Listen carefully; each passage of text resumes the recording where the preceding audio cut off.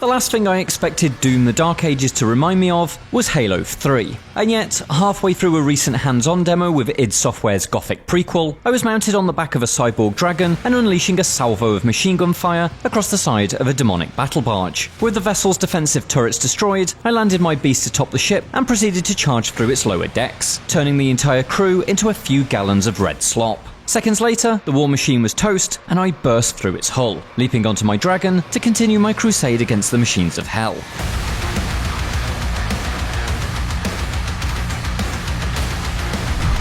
Those familiar with Bungie's landmark shooter will instantly recognise the shape of Master Chief's assault on the Covenant Scarab tanks. The helicopter-like Hornet may have been swapped for a holographic winged dragon, and the giant laser-firing mech for an occult flying boat, but the core of the experience is all here. An aerial assault that transitions into a devastating boarding action. Surprisingly, this wasn't the only moment in the demo that reminded me of Halo. While the core combat of the Dark Ages is unmistakably and singularly Doom, the campaign's design seems to have a very late 2000s shooter spin to it, thanks to its love of elaborate cutscenes and a greater push for gameplay novelty. Across 2.5 hours, I played 4 levels of Doom the Dark Ages. Only the first of them, the campaign's opener, resembled the tightly paced, immaculately mapped design of Doom 2016 and its sequel. The others saw me piloting a colossal mech, flying the aforementioned dragon, and exploring a wide-open battlefield dotted with secrets and powerful mini-bosses. It's a big departure from Doom's usual pursuit of mechanical purity, instead feeling akin to the likes of Halo, Call of Duty, and, weirdly, old James Bond games like Nightfire, all of which thrive on scripted set pieces and novelty mechanics that guest star for a mission or two. This is a fascinating direction for Doom to head in, because once upon a time the series made something of a U-turn away from this. The cancelled Doom 4 was set to resemble Call of Duty, not only due to its modern military aesthetic, but also thanks to an increased emphasis on characters, cinematic storytelling, and scripted events. After years of work, id Software concluded that such ideas simply weren't a good fit for the series, scrapping them in favour of the much more focused Doom 2016.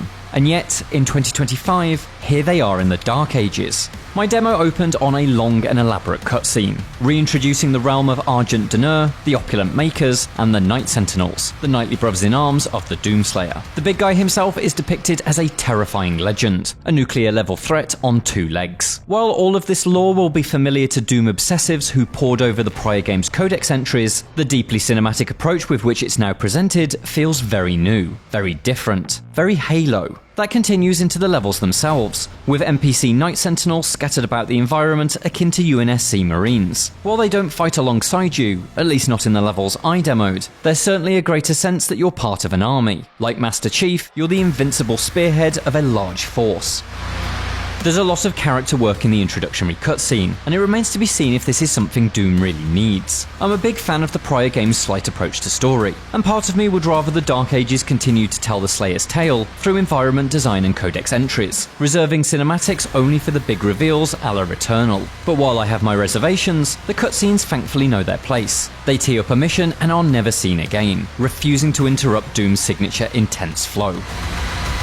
There are interruptions in other forms though. After that opening mission, which starts with pure shotgun slaughter and ends with you parrying Hell Knights using the Slayer's incredible new shield, I was thrown into the cockpit of a Pacific Rim-like Atlan mech and asked to wrestle demonic kaiju. After that, I was soaring through the skies on that cybernetic dragon, taking down battle barges and picking off gun emplacements. These tightly scripted levels create a significant gear shift, punctuating the campaign's rapid pace with new gameplay ideas that are reminiscent of Call of Duty's biggest novelties, such as Modern Warfare's AC-130 gunship sequence or Infinite Warfare's dogfighting missions. The Atlan is slow and heavy, and the skyscraper high perspective makes Hell's armies look like Warhammer miniatures. The Dragon, meanwhile, is fast and agile, and the shift to a wide-angle third-person camera results in a very different experience that feels a dimension away from classic Doom.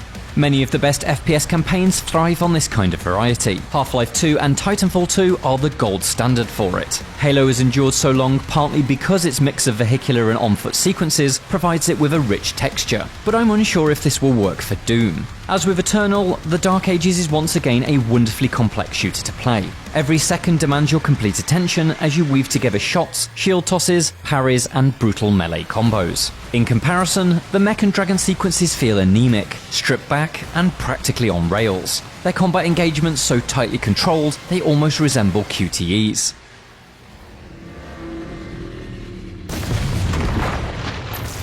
In Call of Duty, the switch to driving a tank or firing from a circling gunship works because the mechanical complexity of such scripted sequences isn't that far removed from the on-foot missions. But in the Dark Ages, there's a clear gulf between gameplay styles. So much so, it's akin to a middle school guitar student playing alongside Eddie Van Halen. And while I know Doom's core combat will always be the star, when I'm beating the snot out of a giant demon with a rocket-powered mech punch, I shouldn't be wishing I was back on the ground using a mere double-barreled shotgun.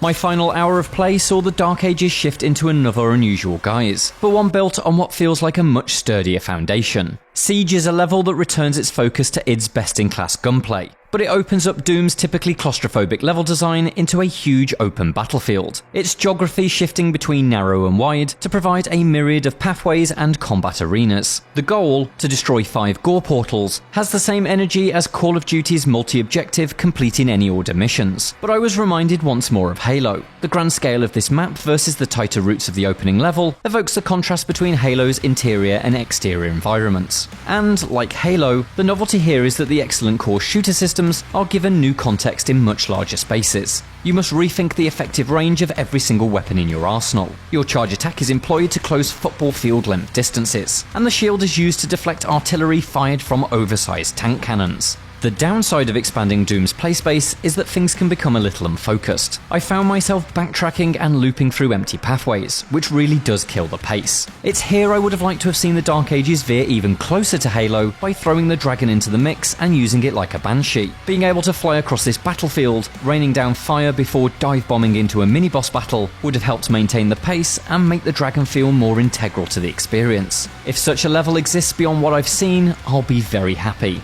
Regardless of the overall shape of the full campaign though, I am fascinated that so much of what I've seen feels like a resurrection and reinterpretation of ideas that were once considered an ill fit for the series. Very little of the cancelled Doom 4 was released for the public to see, but a Kotaku report from 2013 paints a distinct picture. There were a lot of scripted set pieces, a source told the publication, among them allegedly an obligatory vehicle scene, and that's exactly what we've got in the Atlan and Dragon sections. Mechanically simple scripted sequences that hark back to the novelty vehicle levels of Xbox 360 era shooters. Talking to NoClip in 2016, id Software's Marty Stratton confirmed that Doom 4 did have a bit of Call of Duty DNA. It was much closer to something, like that type of game. A lot more cinematic, a lot more story to it, a lot more characters around you and that you were with kind of throughout the course of the gameplay. All of that was scrapped, and so it's genuinely fascinating to see so much of it return in the Dark Ages. This is a campaign set to feature big, boarding action set pieces, lusciously rendered cinematics, a much wider cast of characters, and huge lore reveals. The question now is, were those ideas always a bad idea for Doom, or were they just a bad idea when they looked too much like Call of Duty? Part of me is just as skeptical as the fans who once decried Call of Doom, but I'm also excited at the idea of id Software finally making that approach work by grafting it onto the now proven modern Doom formula.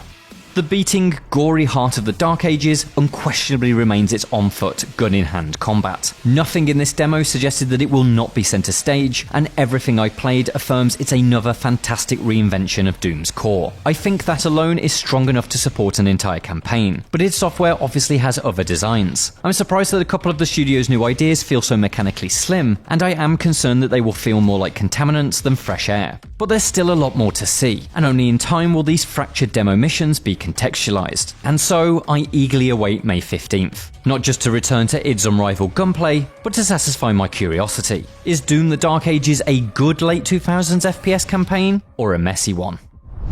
For more from the pits of hell, check out our Doom the Dark Ages hands-on preview, and for everything else, stick with IGN.